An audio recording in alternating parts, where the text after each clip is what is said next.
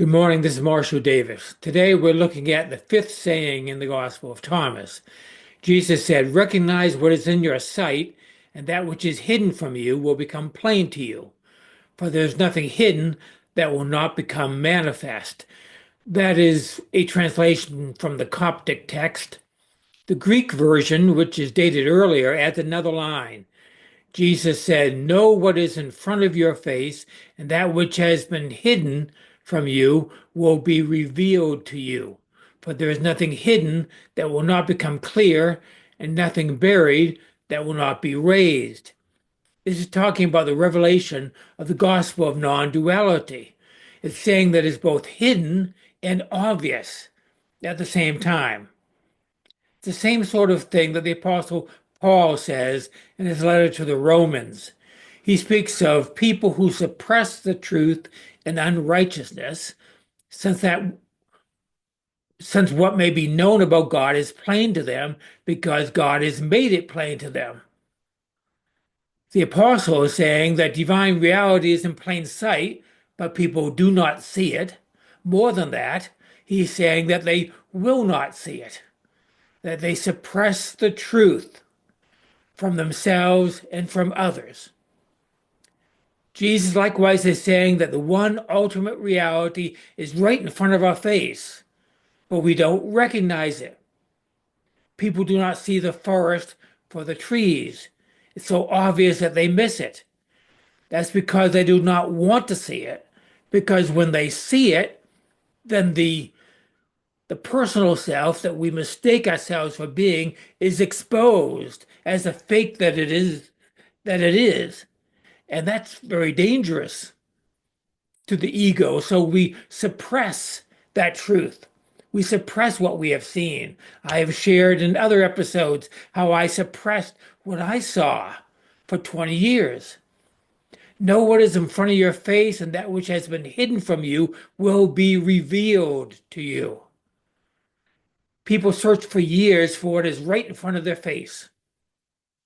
What is in front of our face is what the Tao Te Ching and other Chinese philosophy calls the 10,000 things. That's the dualistic universe. And the psalmist says that this dualistic universe declares the glory of God.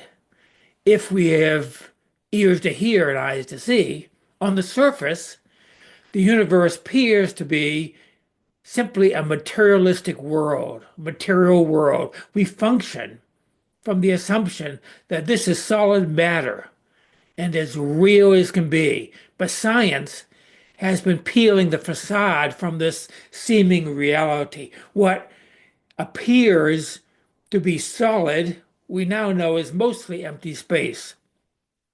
The deeper we go into the microscopic and the subatomic level, we see that there really is no solid matter there.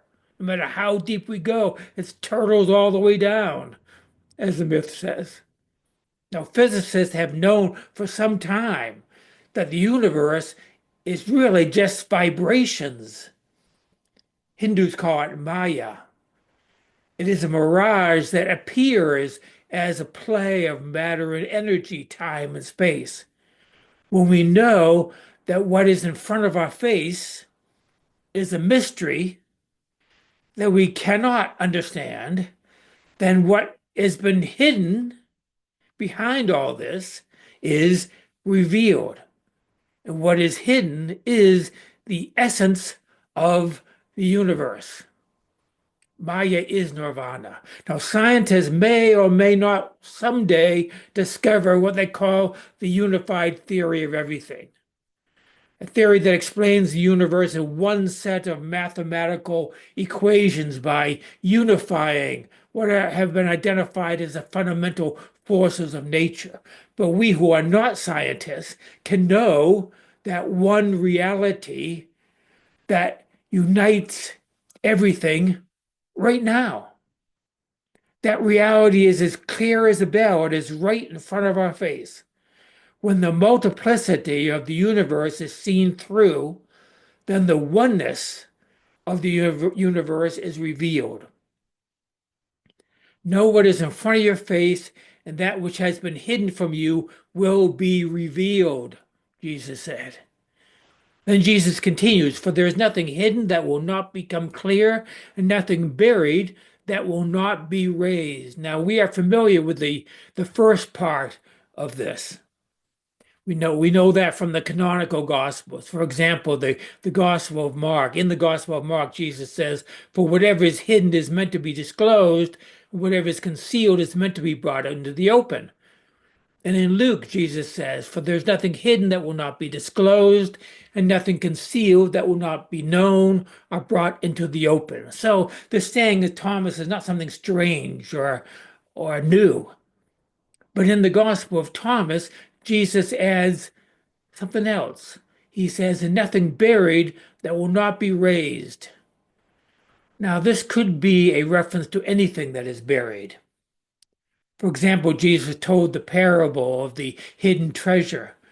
He said one day a sharecropper was plowing his field, and his plow unearthed a ceramic jar in which there was treasure that had been hidden away, buried there many, many years before. That's the way the kingdom of God, the spiritual realm, is discovered, Jesus said.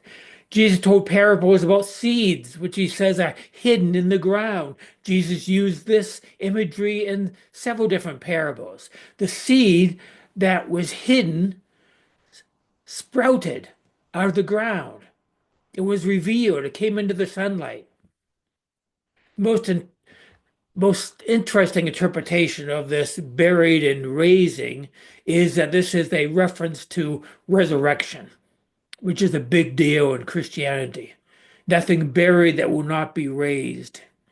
And speaking about his resurrection, Jesus says that a seed has to fall to the earth and die in order to be raised. He said that in the New Testament. The Apostle Paul uses the same metaphor in talking about resurrection. Seed is buried and raised. Jesus was buried and raised. His true nature was revealed, just like a seed's true nature is revealed when it sprouts from the ground. Nothing that is buried can remain hidden. When our eyes are opened and we see the oneness of everything, that is a spiritual resurrection. We become a new creation, a new creature, the New Testament says. We see ourselves and the world as it is. So resurrection is not just about a man rising from a tomb on Easter morning. It is about spiritual resurrection, as the Apostle Paul says clearly, which is a metaphor for awakening or enlightenment or liberation. Resurrections are parables of spiritual rebirth. It's about seeing the true nature of Jesus, the true nature of everyone and everything, the true nature of the universe.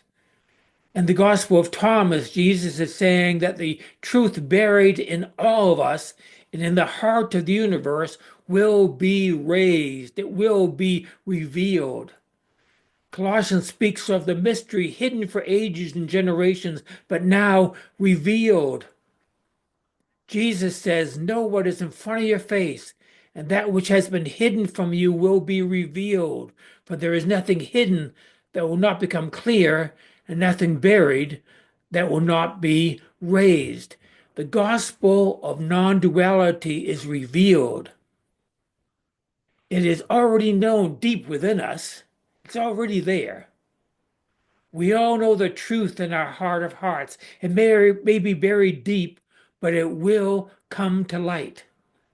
It might be buried under centuries of church tradition, but is even now in our time becoming known as gospels like the Gospel of Thomas are unearthed in archaeological digs.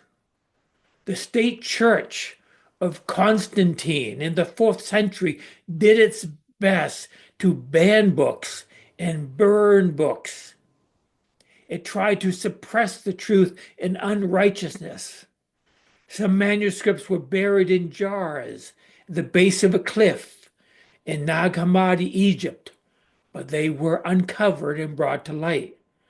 Others were thrown into an ancient garbage dump in Oxyrhynchus, Egypt, where they were then later discovered centuries later.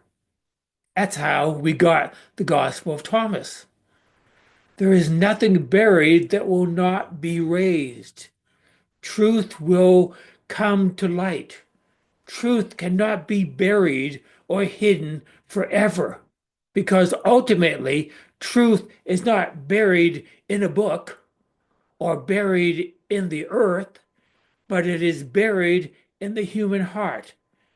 And there will always be people who will search their hearts until they find the kingdom of God. And that is it for today. Grace and peace to you.